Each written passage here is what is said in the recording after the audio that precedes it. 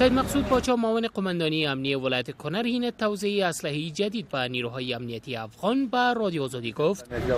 ما ټول ملي پولیسو د دې مسلکی روزنه د دې سوي ده او د په اصطلاح په دې سلا باندې حاکم دي. یوازینی پیغام د کونړ ولایت ملي پولیس ته زما دا ده چې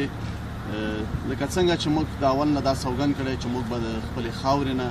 خپل د تمامیت ارزي نه د خپل د نواميس ملي نه او د خپل ملي شتمنۍ نه به موږ ساتنه کوو. دا د دوی دنده ده چې دغه نوې مدرنه سلا چې نن دوی ته توزیع کیږي د دې ساتنه کې ډېر خاص توجه وکړي. اخیرا نیروهای امنیتی افغان شکایت داشتند که به دلیل کمبود و ضعف اسلحه دست داشته‌ایشان تلفات زیادی را متقبل می‌شدند و همواره خواست‌هایشان این بود که اسلحه مدرن و مهمات بیشتر به اختیارشان قرار داده شود.